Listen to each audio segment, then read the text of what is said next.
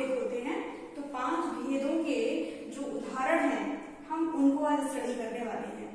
पांचों भेदों को हम पहले पढ़ चुके हैं, पार्ट 1 में और पार्ट 2 में पांचों भेदों को पढ़ चुके हैं, और पांचों भेदों के जो संधि के नियम होते हैं नियम भी समझ लिए हैं। तो आज का जो हमारा वीडियो है उस वीडियो में हम इन संधियों के जो उदाहरण हैं, उनके जो विक्षेप हैं और वो किस तरह से बने हैं इसके बारे में सीखेंगे। तो आइए वीडियो को स्टार्ट करते हैं।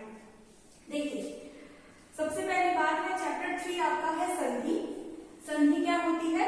दो ध्वनियों या वर्णों के मेल से उत्पन्न विकार को संधि कहते हैं। दो ध्वनियों या वर्णों के मेल से उत्पन्न विकार को संधि कहते हैं। संधि कितने प्रकार की होती है? संधि 3 प्रकार की होती है, स्वर संधि, व्यंजन संधि और विसर्ग संधि। 3 भेद होते हैं संधि के। अब हम पहले भेद की बात करेंगे, स्वर संधि की। तो स्वर संधि क्या होता है?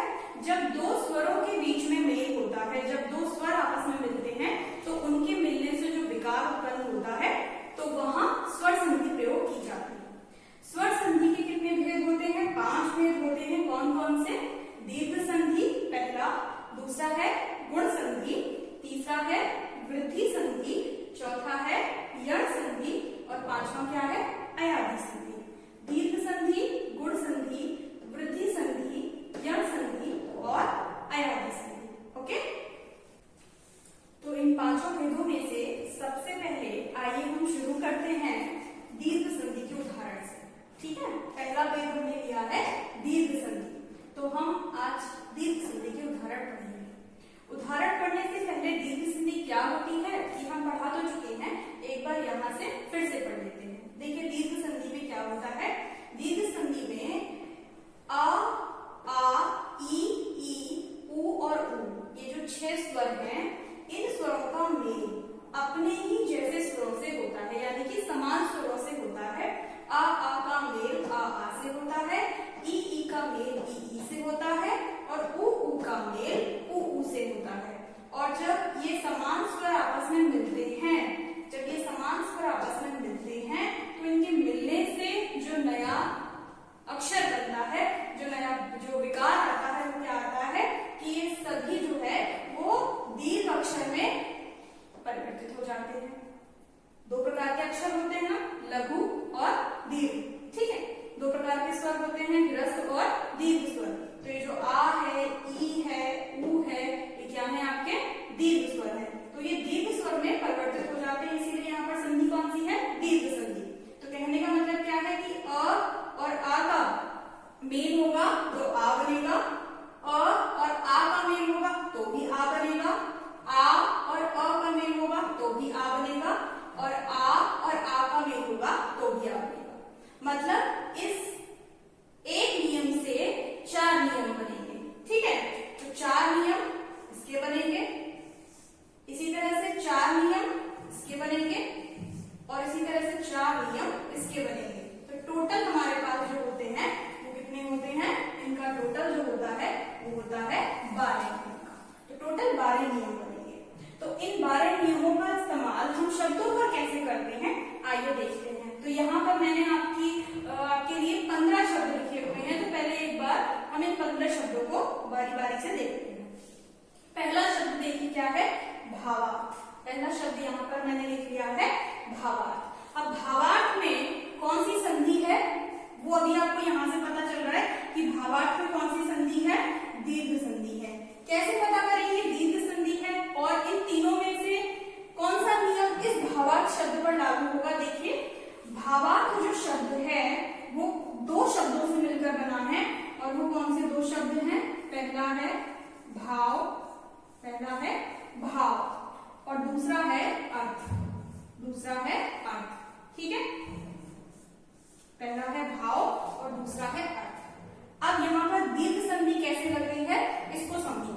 संधि में क्या होता है? संधि में हम देखते हैं जो पहला पद होता है उसका आखिरी अक्षर, तो पहला पद भाव है और भाव का आखिरी अक्षर क्या है?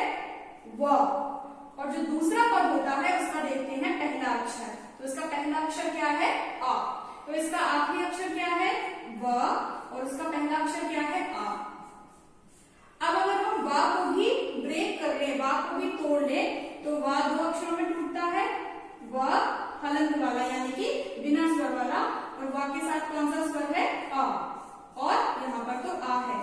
तो इससे आप क्या देख रहे हैं कि संधि किसमें हो रही है, संधि अ और आ में हो रही है। संधि किसमें हो रही है, अ और आ में हो रही है। और यहाँ नियम हमने क्या देखा कि जब आ के साथ संधि होती है तो क्या बनता है, आ बनता है। मतलब इन दोनों की संधि हुई तो क्या बन गया, आ बन गया। इन दोनों की संधि होने पर क्या बना, आ बना। ठीक, तो अब व के साथ आ की मात्रा लग जाएगी, व के साथ आ की मात्रा लग जाएगी तो वहां पर आ जाएगा आपका डंडा, और इस तरह से भाव प्लस अर्थ मिलकर हमारा शब्द क्या बन जाएगा, भाव। आपको बात समझ में आ गई होगी। भाव और अर्थ इन दोनों शब्दों को मिलकर हमने बनाया भावार्थ, और इन दोनों शब्दों को कौन सी संधि से हमने जोड़ा है, इन दोनों शब्दों को हमने दीर्घ संधि से जोड़ा है। भाव और अर्थ को हमने दीर्घ संधि से जोड़ा है।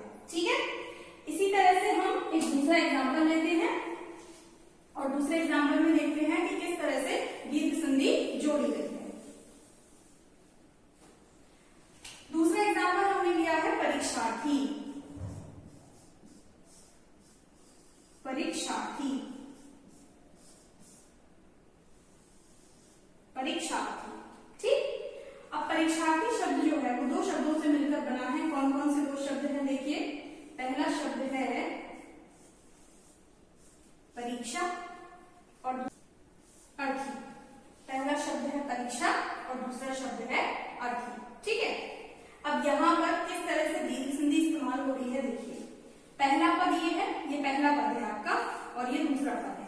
हमें क्या लेना होता है, पहले पद का आखिरी अक्षर है छा, और दूसरे पद का पहला अक्षर है आ।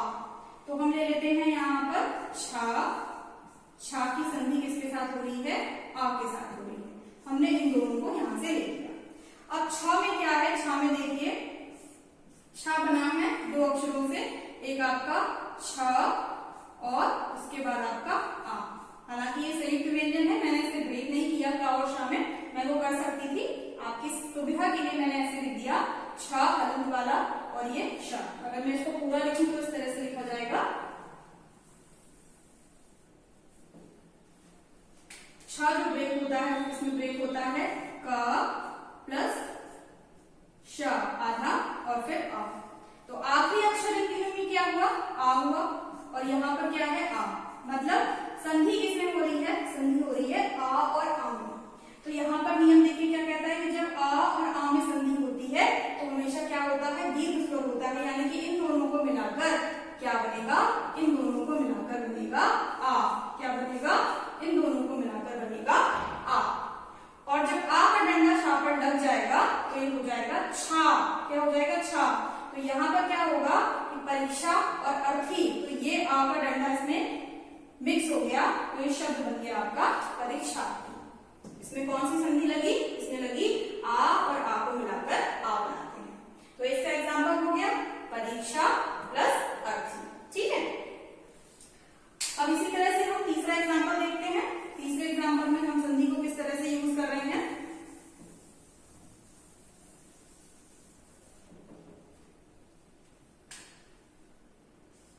तीसरा एग्जाम्पल है बच्चों छात्रावास। छात्रावास, अब छात्रावास शब्द दो शब्दों से मिलकर बना है। देखिए, एक शब्द है आपका छात्र और दूसरा शब्द है आपका आवास। छात्र का मतलब आप जानते हैं विद्यार्थी, और आवास का मतलब क्या होता है, रहने का स्थान, यानी कि जहां पर विद्यार्थी रहते हैं, विद्यार्थियों के रहने के स्थान को क्या बोला जाएगा, छात्रावास बोला जाएगा। इंग्लिश में बोलते हैं हम इसे हॉस्टल। तो छात्रावास दो शब्दों से मिलकर बना है, छात्रा और आवास से। अब यहाँ पर संधि किस तरह से लग रही है, देखिए कौन सी संधि लग रही है। यहाँ पर इसका जो त्र है वो आखिरी अक्षर है, और यहाँ पर पहला अक्षर है आ। तो त्र को अगर हम ब्रेक करें तो त्र ब्रेक होता है त में और र में और अ में। ठीक, और ये इसका पहला जो अक्षर है वो है आ। तो संधि किसमें होगी, आखिरी और पहले में। तो आखिरी अक्षर अ है और पहला अक्षर आ है, तो बड़े आ में जब संधि होगी तो क्या बनेगा, आ ही बनेगा। तो जब ये इन दोनों में संधि होगी तो आ बनेगा, तो जो आ की मात्रा है वो रा पर आ जाएगी, और जब रा पर आ जाएगी तो रा से त्रा पर आ जाएगी, तो आपका जो शब्द है वो क्या बन जाएगा, छात्रावास। शब्द क्या बन जाएगा आपका, छात्रावास। तो इस तरह से हमने संधि आ और आ में देखी किस तरह से होती है। ठीक है, अगला शब्द लेते हैं। अगला शब्द लेते हैं बच्चों विद्यालय। विद्यालय,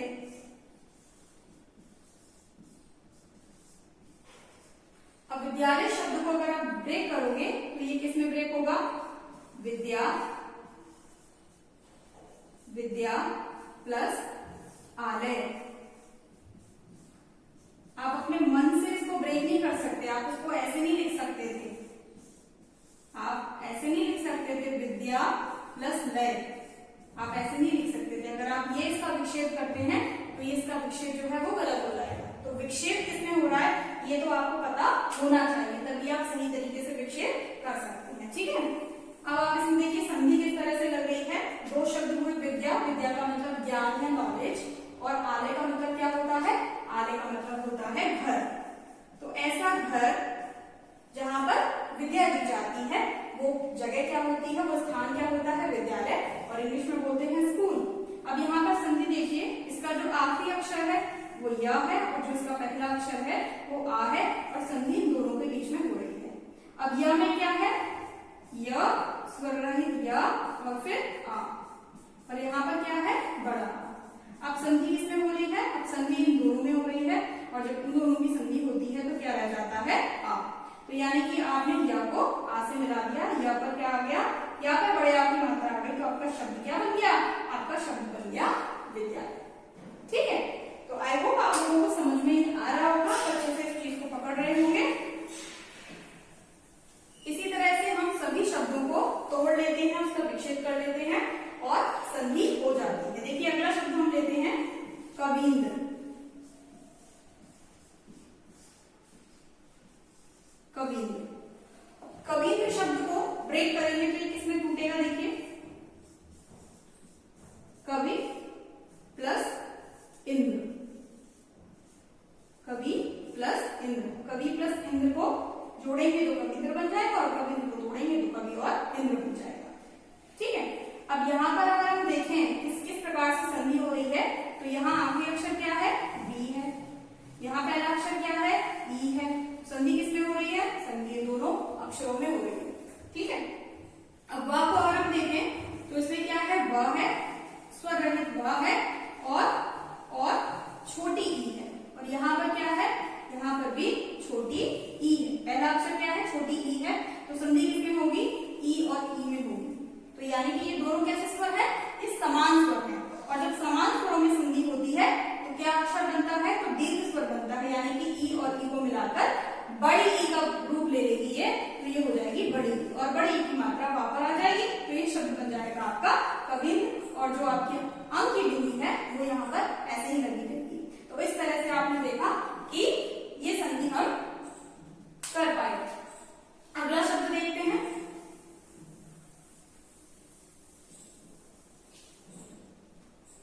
अगला शब्द है शचीन्द्र।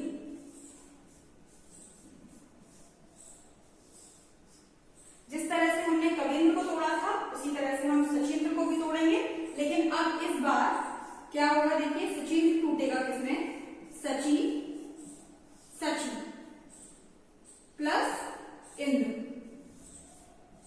सची प्लस इंद्र, ये हो गया आपका सचिन्द्र। ठीक है, अब यहां पर सची और इंद्र में संधि हो रही है तो क्या बन गया, सचिन्द्र हो गया। सची क्या है, हमने इसको ऐसे क्यों नहीं लिखा, जैसे कवि को लिखा था वैसे हमने सची क्यों नहीं लिखा, क्योंकि कवि अपने आप में एक शब्द होता है, लेकिन सची अपने आप में कोई शब्द नहीं होता, सची होता है। और सची क्या शब्द होता है, इंद्र की जो पत्नी है, भगवान इंद्र की जो पत्नी है उनका नाम है सची, तो ये उनका नाम इसी तरह से लिखा जाता है, उसमें बड़ी की मात्रा लगती है सची। तो यहाँ पर संधि देखिए किसके बीच में हो रही है, ची और ई के बीच में संधि हो रही है। चा को आप तोड़ेंगे तो ये स्वर रहित चा और ये बड़ी ई, और यहाँ पर क्या है, छोटी ई। तो अब संधि किसमें हो रही है, बड़ी ई और छोटी ई में संधि हो रही है। और जब बड़ी ई और छोटी ई में संधि होगी तो दीर्घ स्वर बनेगा, यानी कि बड़ी ई बनेगी। तो जहाँ पर बड़ी ई रहेगी तो शब्द बन जाएगा आपका सचिन। कौन सा शब्द बन जाएगा, सचिन बन जाएगा। ठीक है, तो इस तरह से हम धीरे धीरे अपने सारे शब्दों का संधि विच्छेद करके संधि को अच्छे से समझ सकते हैं। अगला शब्द देखिए, अगला शब्द लेते हैं हम भानुदय। भानुदय, भानुदय को तोड़ेंगे तो किसमें टूटेगा, ये टूटेगा आपका भानु, छोटा उ की मात्रा भानु प्लस उदय, भानु प्लस उदय। भानु में क्यों तोड़ा, क्योंकि भानु अपने आप में एक सार्थक शब्द होता है, जिसका मतलब होता है सूर्य, और उदय का मतलब क्या होता है, राइज होना, निकलना, बाहर आना, सबके सामने आना। तो जब सूरज का उदय होता है तो उसे क्या बोलते हैं, भानुदय बोलते हैं। अब भानु और उदय से ये शब्द कैसे बना, संधि से बना। और संधि किस तरह से हुई, देखिए यहाँ पर नु है, नु मतलब स्वर रहित ना प्लस उ, और यहाँ पर उ है। ठीक, तो संधि किसमें होगी, उ और उ में होगी। और जब उ और उ में संधि होगी तो आप जानते ही हैं क्या होगा, बड़ा उ बनेगा। तो ना पर किसकी मात्रा लग जाएगी, बड़े उ की मात्रा लग जाएगी। आपका शब्द क्या बन जाएगा, आपका शब्द बन जाएगा भानुदय, भानुदय। ठीक, इसी तरह से हम बाकी के सारे शब्दों को भी आराम से विच्छेद कर सकते हैं। अब हमें इसमें कोई मुश्किल नहीं आएगी। कुछ और शब्द को लेते हैं, देखिए एक कुछ कठिन शब्द है इसमें, उसको लेती हूँ। कठिन शब्द हमने लिया लघुमी। कौन सा शब्द लिया, लघुमी, 11 नंबर पर, लघुमी, लघुमी। अजीब सा शब्द है आपका। अब ये ब्रेक होगा, देखिए दो शब्दों में, कौन कौन से, लघु, एक शब्द है लघु और दूसरा शब्द है उर्मी, दूसरा शब्द है उर्मी। ठीक है, लघु, लघु का मतलब क्या होता है, लघु का मतलब होता है छोटा, और उर्मी का मतलब होता है लहर। तो लहर स्त्रीवाचक संज्ञा है, तो हम यहाँ पर लगा सकते हैं छोटी। तो ये शब्द का मतलब क्या हो गया, छोटी लहर। तो लघुर्मी क्या हो गई, छोटी लहर। समुद्र में लहर आती है तो कोई छोटी लहर है उसको बोलेंगे लघुर्मी। ये तो इसके अर्थ की बात होगी। अब यहाँ पर बात आती है कि इसमें संधि कैसे इस्तेमाल हुई है। देखो संधि हो रही है यहाँ पर भू और ऊ के बीच में, संधि हो रही है भू और ऊ के बीच में। अब घा को तोड़ेंगे तो घा टूटेगा स्वर रहित घ में और प्लस छोटे ऊ में, और यहाँ पर जो पहला अक्षर है वो है बड़ा ऊ। और जब ऊ और ऊ के बीच में संधि होती है, जब ऊ और ऊ के बीच में संधि होती है तो क्या बनता है, दीर्घ स्वर बनता है, यानी कि बड़ा ऊ बनता है। तो ये बड़े ऊ की मात्रा घा के साथ जो है वो जुड़ जाएगी, तो क्या हो जाएगा ये, तो ये घा के साथ बड़े ऊ की मात्रा लगकर शब्द क्या बन जाएगा, लघुर्मी बन जाएगा। क्या बनेगा, लघुर्मी। और ये किससे बना है, लघु प्लस उर्मी से बना है। ठीक है,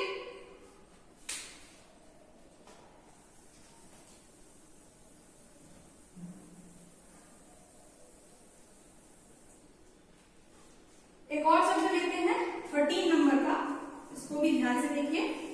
शब्द है अभ्यारण।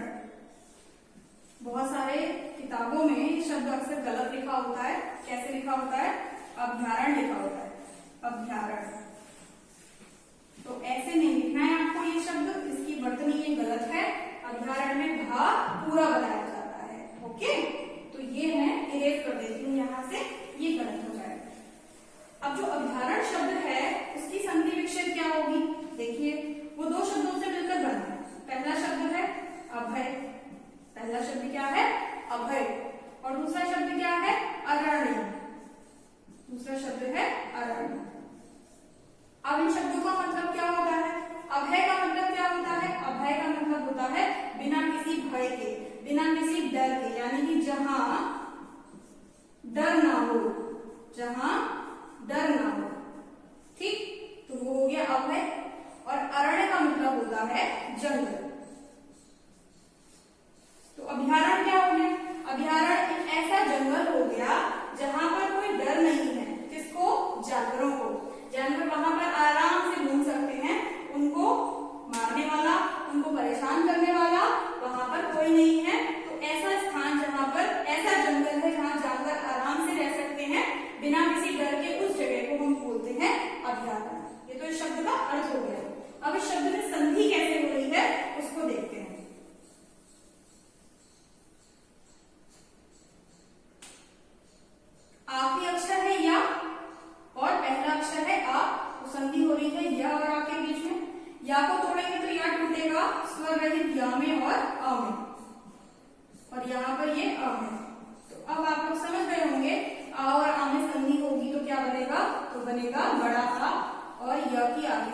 मात्रा लग जाएगी तो यहाँ पर आपका डंडा आ जाएगा